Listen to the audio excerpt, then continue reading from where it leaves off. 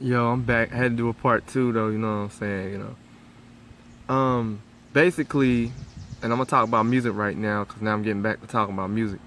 Um, when I first did Destruction 2K17, it was like a follow up to Swizzy versus Swizzy Montana. Well, Swizzy Khalifa versus Swizzy Montana, and I was feeling a little iffy about the direction of what I wanted to do with the music, and I was trying to do it a different way. It's just like with Mr. 918. I decided when I did that, it took a vocal break, and I decided to go back dibble into what I knew, and I was like, okay, I'm gonna study what I did last time and try to up this one. I try to challenge myself to make myself a better rapper, better singer. Like I try to go back and I study myself. Like I try to go back and I listen to everything that I've recorded. I'm like, okay, I got to make this sound 10 times better than this one. So, like when I was doing it on YouTube, okay, I would do the same thing. Like I would like listen to what I'm doing and then go back if I liked it. I go back and record, remix it and have to do it. Put my different spin on it. So basically, all I did was sit back in the back, remix a couple of songs of mine that I did, and I was like, okay. But then I wanted somebody. Then I came up with the Swizzy. I'm still doing the Swizzy Khalifa challenge. Like I can't start the challenge. Somebody else has to start the challenge. See, if you pick any song from any mixtape that I did off of YouTube, Dat Piv, it's the same music. Like you could do airplanes. Somebody could do airplanes. Like it's a challenge, and y'all can put your own verses to it, or like the Love Doctor. It's a look. I mean, because it's gonna be all types of challenges that I'm doing based off my mixtapes and based off of me. But like I said, the Swizzy Khalifa challenge, uh, basically, we're gonna do it prior to like on my birthday, like around the time of my birthday though. That's the challenge. That's gonna be the new challenge, the new thing. And then the Swizzy Mania turn up is based off of my birthday party. The mixtape was based off my birthday party, so but I flexed on my birthday a little bit. It wasn't the best birthday, but I did the best I could this year. It's just nothing but age, ain't nothing but a number. That's how I look at it. But but it comes with wisdom, so I try to shed a little wisdom. For you guys that don't understand, basically what I've been doing for like the past year and a half, and when I dropped City of Swizzy, that was like a year ago, and then everybody like, when's C4 coming out? Oh, C4 is gonna come out on its own, but it won't be on YouTube because apparently, like I said, the last time I did something for YouTube, most of my stuff got, like the app kept crashing, everything kept crashing, and so I had to go a different direction, a different lane. And basically when you do certain stuff on YouTube, and either you get the views or you don't, and some people like your stuff, some people don't. It's usually like, and to me, it's always been that way. Like when somebody don't like your songs, somebody don't like, and I've always had that reaction to where people don't like it. They do, just like people didn't like Bad Father, the Bad Father EP. And basically the Bad Father EP was a consistent 6-song track that 6-song track that I just putting together because I said I ain't gonna put 3 tracks on. I'm putting maybe about 6 songs on here and bam, and be done. And the Trill 2 was basically it's basically like a diss track, but people don't seem to understand that. See, Trill was just a song, but when I said Trill 2 Real, I called it Trill because that's what I called it. And so I've been, doing this for a good little minute. So, shit. Y'all know how we do. We operate. We do it real well. And we turns up all day. So I'm live and direct right now. You know what I'm saying? Chilling outside. This is part 2, and I'm just explaining to y'all a lot of shit outside because on the inside you couldn't hear me, but on the outside you can hear me better. So it ain't like I'm sitting in the car doing other shit, but basically just being real.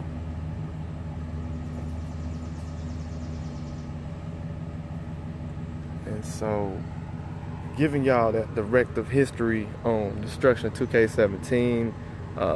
Now, Love Doctor came about because to me, I feel like I'm the Love Doctor, and so I based it on that. So I said, okay, I'm gonna put this R&B shit to it. So a lot of people, I thought of Tyrese, Tank, Kells, Joe, Maxwell, Avant, Charlie Wilson, Keith Sweat, Aaron Hall, Public Announcement, Boys and Men. I thought of a lot. I thought, and Jodeci. I thought so much of it. Drew Hill, shit, Carl Thomas. I thought of a lot of those guys, and so most likely everybody was like, I thought about the 12 play, so R. Kelly shit. So basically, with Redemption, with Redemption, it just came about. It became one of those. Damn it! It became one of those things where it was gonna be based off of what I could do, and I wanted to call my shit Black Panties, but I said fuck that. I'm not gonna copy R. Kelly and then get sued. So I call my shit Redemption. Love Doctor. Love Doctor is based off the Love shit, and then Loveology is a spinoff of the Love Doctor series. Cause you got Love Hospital. That was an EP. That'll never be a mixtape. Cause you would never get what you got off of Love Hospital, because it's like basically almost the same thing. But Loveology was so different to me because it felt like I had Trey Songz. Oh, I forgot about Trey Songz too. And it was a song that I did, and it was called Addicted. And it had a good, nice feel to it. And I was like, the track was already pre-made. It was already pre-made for me. And it was already, I didn't have to like. I was like, well, okay, I'm fumbling, trying to figure out, do I need to make this beat? I'm like, I can make a beat too. I can make beats, but for me to have my tracks pre-made is like crazy, because I'm like, okay, I usually, because like I said, when I do my music, I do it with my tracks. I usually try to find the right track to go for it, and I try to find the beat to go with it, but then it's already pre-made. So then I'm like, okay, cool. So what I do with my studio time, I usually do it day, night. Anytime I try to find time, I could do it. Like, I find very different locations to try to do my studio time, because to me, I don't have the equipment to do my studio, and then I don't have the the places to really like go to the actual studio and record. I've been in an actual studio once a long time ago, but I have my own studio. I've been like using my so like, to me, I've been using my thing to basically do what I need to do here, and like give everybody a chance to hear my music. So I'm in the recording with headphones through my phone. That's what some of the new technology is coming through. Like, you could do that nowadays. You could just like make a mini studio out of anything and just go crazy with it. See, mine, everybody's like, damn, you record at home? I'm like, yeah, I record at home. That's how I do my studio. That's how I do my studio. That's how I built. To me, that's how I do my studio. I can sit in the house and record all night long, come up with a random song, and bam, it go on YouTube or it goes on that Piv. Like, most of my stuff I recorded at home, because, like I said, when you can't afford a studio or you can't go to a studio, you just bring the studio to you. So that's what I basically did with all my music. I just brought the studio to me. And everybody's like, oh, damn, that sounds really good. How did you was able to, because you got to find the pitch in your vocals. Whenever you do R&B, you got to find that key, that tune. And if you can't match your voice with that song, then you start and I started thinking about the words. Like, the words come to me when I hear the song. I go in and I sing it. Like, I go in and be like, for one, I could work on a song right now. I'm working on a song right now called I've Got Something Special for You. And it was a demo that I sent you guys, because it's not the actual, it ain't the full song. It's a demo that I did, and then I gotta go back and redo the actual song. Like, you don't even have to worry. Like, I got a surprise for you, and that's basically the concept for the song. And then that's how shit came about with this song. And everybody's like, well, why you ain't doing it? I'm like, I'm doing a whole mixtape of R&B. Like, I'm gonna have about 14, 15 songs on there, because I'm not trying to do 18, because 18 was so long, don't nobody want to listen to 18 tracks. You could be in your car and you be like, damn, I don't want to listen to 18. You could skip the last 2 and be like, fuck it. So that's why I dumbed it down to 16 when I do all my songs. Now I'm dumbing it down a little bit less, because I don't want to give y'all too much music. And then I was like, damn, it's a lot of music. I don't want to listen. That's why I went from 20 down to 19, down to 18, sometimes 17, maybe 17 songs, and that's it. I could come up with about 300. I mean, I've wrote like basically almost every song that I could think of in my mind. Like, it was a song called Love Jungle, and I was like, I was gonna record it, because to me, I feel like it was not the right time to do it, and then on top of that, it wasn't the right moment right then and there, because then I would have been getting clowned, or I would have been getting criticized. So I said, nah, I ain't gonna call it that. And so everybody's like, oh, you trying to be like Trey? I'm like, no, don't put me in a category where I'm trying to be somebody. I'm myself, and what I do it a lot differently than I do for everybody else. So I basically just give you the whole rundown of how to record a song. Like you can sit in hours of the studio and be recording. See, all the beat makers, they sit in the studio because they know what they're doing. I mean, it ain't that I don't know what I'm doing. I know how to make my beats. It's just that you could loop a beat, you could loop, and you loop another track on, and you're like, okay, this don't sound right. And then it'll take you hours to try to, put everything that you mastered so hard into. Then when by the time you have your lyrics ready, you ready to get in the booth, you ready to record that, and you can't record it because it don't sound the way you want it to sound. So that's why I'm like, and see, I usually like to have my tracks pre-made. Like I usually have my beats already fresh, but they're already pre-made and everything. So that way I won't spend too much time trying to, re-record. But it ain't like I'm taking, like I said, I don't take nobody's beats off SoundCloud. No, when a track is already pre-made, like say if it's pre-made and nobody using it, you're like, bam, okay, cool. This beat's already designed for this person. And everybody's had to use it. Like you can get somebody to do that. Like you get somebody to do it for you, but it's gonna cost you $100 a beat. And some people charge maybe $200 or $300 for a beat, maybe $500. Like for a verse, they charge you $5,000 for a verse, $10,000 for the whole song. Like you write a song for $10,000, that song it's gonna hit 2 times platinum. It depends on who your songwriter is. It depends on who you got working for you. See, with me, and I understand music a lot different than most of the people. Like most of the people, it takes, because you got to know what song you're doing when you get in the studio. See, I told this girl back in Virginia a long time ago, I said, you don't understand music. You can sing, but you got to know, you got to be able to know when to come in on that song, because you could mess up the hook, the bridge, the chorus, everything. And then you got to ad-lib if you ad-lib, but your ad-lib got to be hot. Your song itself is going to be hot. The track everybody like, oh, we like the beat. Yeah, they're gonna like the beat, but you gotta be able to get into the beat too. Like groove to it, vibe to it, bam. I'm not telling nobody how to do their job. It's basically those that don't know about the whole thing. See, with me and other artists, like the people that that I'm cool with, like other artists, like they'll tell you the same. They'll tell you something totally different. They'll tell you the same thing I'm telling you, because they know a little bit more about the studio life. And so does Miss Mia Eliani, man. She knows a lot about it too, you know what I'm saying? Hottest rapper in Dallas. If you ain't checked out her mixtape, go on Spinrilla. I Am Queen too, you know what I'm saying? It's a hot mixtape, very hot mixtape. So a lot of people don't understand, man. Like I tell everybody, it's the homie, man. She cool people.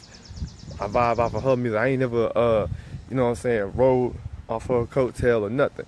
And only I shot the plug out. I plugged her mixtape on there as a, you know what I'm saying, because I'm a fan of her music. So, and I consider her to be a cool, really cool, down to earth, laid back chick. It's about her business, you know what I'm saying? And what she do, that's her business, you know what I'm saying? But like, everybody loves music and she loves music. So, she one of the realest chicks that I've ever, heard. Even on when I first met her through World Star, and I was like, okay. I said, I take her very seriously, because if she's telling you she's about a good man, and it's a fact. You know what I'm saying? The good dudes. You know what I'm saying? But some of y'all dudes ain't really that good. So that's just basically what it is. So, with my next mixtape, everybody's like, when you gonna do your first showcase? I'm like, man, I don't know when I'm gonna do my showcase. I'm not talking to no promoters, because because to me, and I've heard stuff about promoters taking your money and not giving you a percentage of what you make after the show, because people done paid, you put in. Like, to me, I don't do the showcases. Why? Because I want to do my own setups. I don't want to sit down there and talk to a promoter. No, I want to talk to the owner himself, like the club owner, and be like, okay, bam, I'll perform at your club, or I'll perform at your venue. You front me what you want to front. You front me the cash. Pay me. Don't pay me after. You can pay me after the show. Just make sure you have my money up front. That's how I look at it. Because I'm not gonna do a show for free and then not get paid for it. That's how I look at it. But I'm not mainstream. I'm not underground. I'm not even a battle rapper. I'm just a guy that come out of nowhere making music. And everybody's like, you need to do a show. I'm like, yeah, I should do a show. And the fact of the matter is, the only reason why I don't do shows yet, because right there I haven't even shot my first video. I haven't shot a video since last year. The music video didn't go as according to plan as I intended to. And then on top of that, music videos cost. To get somebody to shoot your music video, it costs. I can only shoot the video if I'm going live. I can shoot a live music video, but it ain't gonna work, because then you gotta have your people, the music, the song being played. So, and then you got the concept of the video and how it goes. And to me, basically, I just did a basic video talking about my relationship, my past relationship, and all this and that through song, because it's a fact. And so I felt ill-tempered about my past relationship, because I felt like certain things weren't going on in my relationship that I had to address through song. I addressed it through song. I addressed it on live, because it's like, you know what I'm saying? And then on top of that, it's just basically me putting it out there because it's a fact. So I'm not going to sit here and shoot you nothing straightforward. If you want to ask. That's how they look at it. See, for me, I just tell it like it is, you know what I'm saying? I don't come for y'all come for me. It's just like how these cats been coming for me off like low key, and I'm hearing a lot of backlash about certain stuff, and then I'm getting a lot of criticism.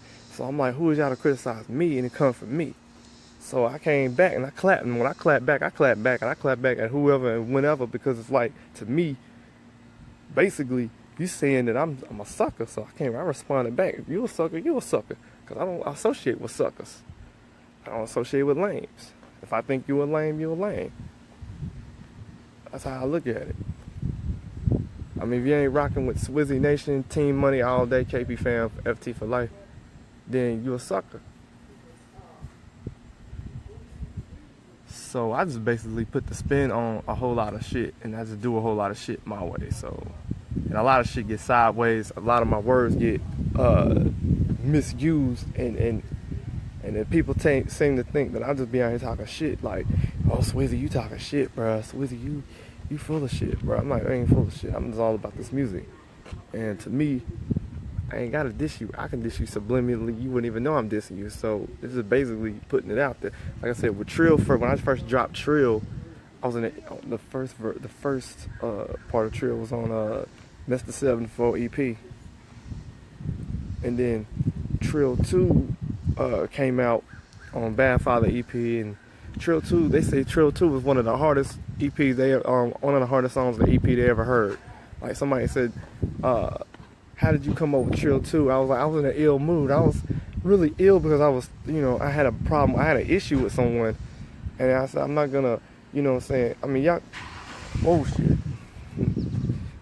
I should come to him face to face, but hell, come face to face to him, but that was it. So, and so I addressed it, and that was it. And I said, well, if you claim to be what you are, and I said, you relevant because of I said, yeah, you relevant because of my ex. I ain't never heard of you. And I said, yeah, been relevant so long, so strong. And I was like, and basically I addressed a lot of issues because that's what it was. I put my spin on a lot of stuff because, to me, you really technically came from me. You calling me, you saying you didn't call me, but you came from me. That's how I look. I took it like I was disrespected. So I respond, and I respond with truth. And truth was an actual fact. Truth, because I didn't do the Jeezy diss Truth. I didn't do Gucci's version of Truth. No, I didn't use that beat. I just came up with my own mindset and said, okay, I'm gonna go ahead. I was looking for Truth because I could have addressed it on there too. But I didn't want to, be like, okay, I'm doing this beat because this person did it. No, I just want to address some things on Truth, and I called it Truth, just like Gucci called it Truth. But my version of Truth was different. Like, I had a different melody, and I said that and addressed it because I'm like, you can't sit here and call yourself this and that, and then you talking to somebody, and then you got 5 other girlfriends. Like, bro, who you playing? You playing your main chick because you got side chicks. All you guys do it. Shoot, me, I'm just single and mingle, but I just state the facts when I talk. So that's how I was addressing it, because I was calling people out. And they're talking about, oh, you just a player hater, you just mad, you cop blocker. I'm like, bro, I'm not cop blocking. If I see what I see, then I'm not hating. You know what I'm saying? Because I'm like, at the end of the day, I won't want somebody snitching on me, and I don't snitch on people. I ain't got time to snitch on you. I ain't a snitch boy. That's when I made a song called Snitch Boy, because somebody I did trust was a snitch boy. you ran, and you ran your mouth, and so yeah, I said snitch boy. So basically, when I called that person snitch, because it was a person I trusted. So I mean, I trusted this person, and I didn't think this person would be a snitch boy, and then sit there and snitched on me, and put me in that predicament. Like I didn't tell on myself, the person snitched on me, and so I didn't like. And we know how we feel about snitches, man. Snitches get stitches. That's the whole thing, but the whole gist of it. So my phone blowing up, and this person calling me talking about, oh, I heard about what you said. I'm like, no, hold on, who told you this? And so I had to address that too. I'm like, bro, it ain't no beef, because I don't beef with everybody. I don't beef with any and everybody. I don't. If I got a problem, I'm gonna address it, and I addressed it to the fact. I addressed it through song because I ain't got time to share verbal jabs with nobody. If I'm gonna take a shot at somebody, I'm just gonna call you out through song, and I ain't gonna tell you your name or whatever. That's how I look at it. If I want to diss you, I'm gonna diss you. That's how I look at it. And I just put the spin on it, and everybody's like, "Oh, Swizzy, you gotta calm down. You got too much of a temper. If you get loose, you're gonna destroy somebody." I'm like, "No, I'm not gonna hurt nobody, destroy nobody. No, I'm just gonna see you for the person that you is." I'm like, when I tell somebody to pull up, I'm like, "Yeah, pull up, because if I got a problem with you, yeah, we could do. I mean, yeah, we can go to war like that on World Star, but I ain't trying to have my reputation like that on World Star, because then people gonna say, oh, Swizzy was a nice guy. Swizzy, you just don't. It ain't worth it. It ain't worth it, Swizzy. Live to fight another day." I'm like, y'all don't understand though. When shit get real, shit get real. So it's like, to me, I gotta address it, and I tell people 9 times out of 10, what you got? Your beef is with. I'm like, you beefing with me. So basically, and then see, I didn't take it to heart at first. I took it as disrespect when you came for me. So when you came for me, you showed your face, and you said, "Oh," and you smiled in my face. Okay, so I took it as a sign of disrespect. So I took it as disrespectful, and to me, people have that tendency to say, "Okay, I'm gonna disrespect Swizzy." Okay, so when Swizzy responds back, y'all got a problem on your hands. So then it's like, okay, I don't know how to, I'm like, but then y'all come for Swizzy, it's like, okay, some people came for me. When they came for me, it was over. It was done. When I did what I did, that was it. I ended it through song. And I shut it down because I'm shutting stuff down for a reason. Like, I shut you down. I tell you through song what it is. I put my spin on it because everybody's like, oh, Swizzy, you the OG for this one. Like, nah, I'm not the OG. I'm not that savage for that one. I said, yeah, I went in like I was 21 Savage, and I told y'all not to play with me like that. I went in like I was NBA Youngboy, Scotty Kane, but then I sat back and I realized, Mr. 918, I just addressed a lot of stuff on that mixtape.